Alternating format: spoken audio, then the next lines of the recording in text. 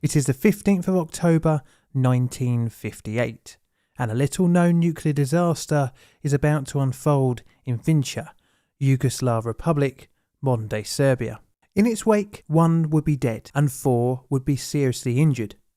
Although largely forgotten now, in its aftermath, an uncharacteristic cooperation agreement between East and West would result in several medical and nuclear research firsts. The desire to explore the radiological consequences of the accident resulted in French, British and Yugoslav cooperation.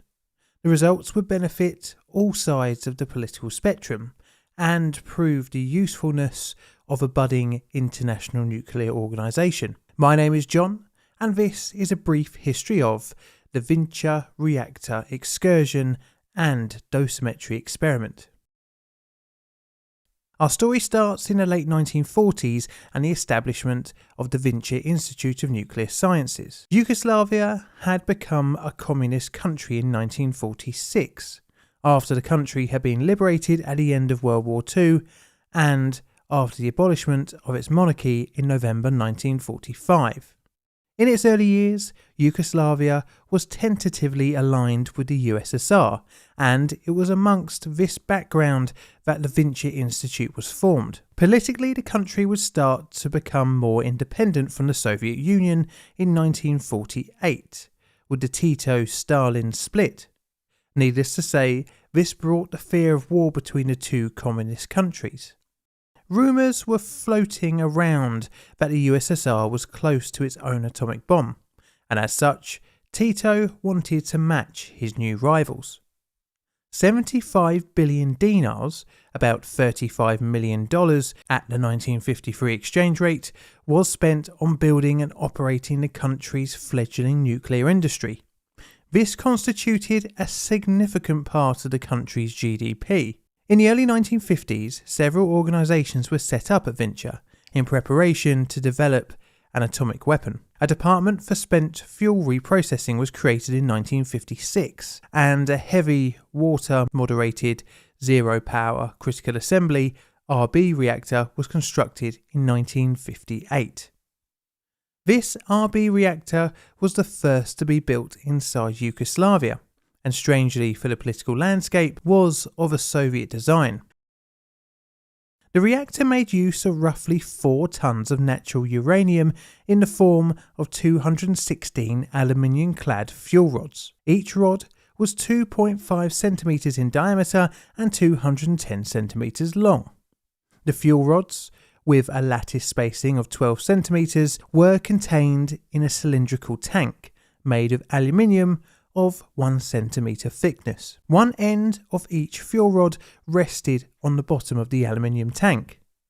The assembly used heavy water as a moderator of the neutrons created during chain reaction. Interestingly, instead of control rods, the system made use of the level of the water in the tank to control the reactor. 2 safety rods were provided and were held out of the core by electromagnets, and if power is cut, then the rods fall into the core by gravity, stopping the chain reaction, and is thus fail-safe. A storage tank was provided under the reactor for excess heavy water. The design was to also not have any form of neutron reflection. As such, it was mounted on a supporting rack to ensure the tank was always at least 4 meters away from any potential reflection surfaces. As well as no reflective surfaces, the reactor had virtually no shielding, which the operators would find out later was not such a good thing. Now I need to quickly mention the reactor's name, as it was considered a zero-power installation. You see, a zero-power nuclear reactor is capable of sustaining a stable fission chain reaction, with no significant increase or decline in the reaction rate. This type of installation is essential to gain practical experience of reactor operation, but can still be deadly if the delicate balance isn't maintained. It is the 15th of October 1958 and an experiment is being undertaken at the Vinča reactor at the Boris Kedrick Institute. 6 operators are working inside the reactor hall on a subcritical foil counting experiment. The workers rely on BF3 counters to monitor the reactivity of the reactor. On the day, the reactor has 3,995 kilograms of aluminium-clad natural uranium fuel inside its core. Because the liquid level was normally used to control the system reactivity, and the operators wanted to obtain as much activation of the foils as possible, the heavy water level was raised in increments, but it was intended to keep the assembly subcritical. To do this, at each level the BF3 counters needed to be closely monitored. 2 of the BF3 counters maxed out at the maximum saturation level, but the third was acting erratically. This was disconnected and technical assistance was requested, but what the operators didn't know was that the reactivity of the assembly was increasing ever closer to supercriticality. After the assembly had been at this D2O level for around 5 to 8 minutes, one of the operators started to smell ozone. Originally it was thought that maybe a valve had been leaking, but after investigation it was realised that the system was supercritical at some unknown power level. Upon realising this, the reactor was scrammed with its safety rods and the hall was evacuated. A paper recorder based 540 metres away recorded an increased background gamma ray level for around 10 minutes. The heavy water level was at 183 centimetres and the reactor was in an uncontrolled state for roughly 433 seconds. During the excursion, the total energy release was around 80 million joules, or 2 kilograms of TNT equivalent. A terrific amount of energy to be exposed to, especially in an unshielded assembly. Definitely somewhere you would not want to be standing next to. 6 personnel had received varying doses of radiation. Initially, they received first aid on site before being sent to Paris for specialist care. The hospital they were transferred to was the world-famous Curie Foundation, and they were placed under the care of Dr. H. Jammeh. Of the 6 exposed individuals, 1 was to be treated conventionally, with blood transfusion. This was due to his exposure being significantly lower than the others. But it was quickly realised that the others would require some drastic treatment, as they had received in some cases close to and well over a potentially lethal dose. The radiation had destroyed tissues in their bone marrow, resulting in a number of white blood cells falling sharply. At the time, the concept of bone marrow transplants was in its early stages. Great strides had been made in the field in the US, but in the late 1950s it was still very much an experimental science. The bone marrow grafts were performed by Georges Maffei, an oncologist, and made use of donors that were all French, including Marcel Pabillon, Albert Byron, Raymond Castaner, and Odette Draff. The 5th donor was Leon Schwartzberg, a member of Maffei's own team. The grafts and subsequent treatment helped further the concept of bone marrow grafts, immunotherapy, and how it could be used to treat cancer. Treatment would start roughly 28 days post-exposure, but for one of the men, this was too late. He had received too high of a dose and the treatment didn't help reverse his outcome, and sadly he passed away. However, for the other 4, the grafts worked and they gradually made a recovery, reportedly still being alive in 1980, 19 years post-exposure, with at least one of the men becoming a father to a healthy child. You see, what was interesting with the transplants was that graft versus host disease was not observed in the patient. One theory that was posed was that the high radiation exposure had actually prevented the creation of antibodies, and in a happy side effect, facilitated the incorporation of the grafted marrow. It was estimated that the doses of each man, who was aged between 23 and 26, had received in descending order 433, 422, 415, 410, 320, and 205 rem respectively. For reference, 500 rem without any treatment is fatal. It really depends on how much was received, where in the body, and the health of the victim prior to exposure. Now, the doses of the patients was very inaccurate due to the fact that the reactor was supercritical for a rather long period of time, and studies into acute radiation sickness were not very abundant at the time.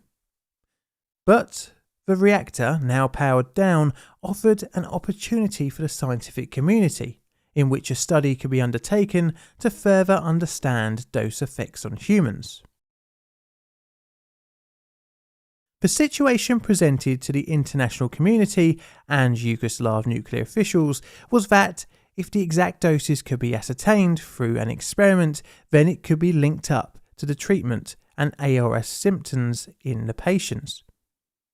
Post-Stalin Tito split Yugoslavia was more open to collaboration with the West, and in February 1960 an agreement was signed between the Federal Nuclear Energy Committee and the IAEA, where the reactor would be reactivated and prepared for an experiment. Part of the reactivation required around 6.5 tonnes of heavy water, as the original stock had been reused in Vinča's other reactors. After negotiations with a number of IAEA member states, the United Kingdom offered the required material for free for the length of the experiment. The French Commission of Atomic Energy offered to make modifications to the reactor for free as well. The modifications consisted of detector and more comprehensive control equipment, which allowed the reactor to be placed into different reactivity states more effectively. More obvious alterations were a wall of sandbags and concrete between the reactor hall and control room to protect the operators from any fast neutrons. For the experiment, the reactor was to be operated in two power ranges, low and high, and this was to take place at the end of April 1960. The low power test ran the reactor at 5 watts and used multiple positions to measure fast neutrons and gamma doses. But the high power tests were where things really got interesting, as this would involve these rather creepy characters named phantoms. These were designed to mimic a human body to allow greater dosimetric accuracy. The phantoms were filled with an aqueous solution of sodium chloride at a concentration of 15.7 milligrams of sodium per gram of solution. After each experiment, the sodium activation was measured. The high power experiment ran at 2 power levels, 1 kilowatt and 5 kilowatts. For each run, the phantoms were placed in different positions, with the lower being closer to the reactor and the higher being further away. After the experiments, the IAEA released its report in 1962, and it is definitely well worth reading. The study helped create a greater understanding of potential doses a person can receive in certain circumstances. This also helped in turn in the understanding of the types of shielding needed to protect staff from fast neutrons and gamma rays. However, the experiment wasn't the magic catch-all bullet, but rather another tool available to the nuclear industry. Even in the IAEA's own report, which made its concluding remarks, hinted upon this. It can not be expected that data for any one accident can solve all the basic questions at once, or even any of them completely. What the experiment did show was the benefits of cross-border cooperation when it comes to radiological investigation. The disaster and subsequent experiment showed that the young IAEA, which was founded in 1957, could work as a concept for interstate nuclear industry cooperation. After all, it did successfully broker an agreement where an experiment in a Soviet-designed reactor based in Yugoslavia, modified by the French and filled with British heavy water, could be used for the greater good of dosimetric discovery. Now, where would you rate the disaster on my scale? I'm going to give it a 3, due to the death of the young operator and the horrible pain the others must have gone through, but an 8 on my legacy scale because of the international cooperation, valuable information gained from the experiment, and the successful use of bone marrow graft.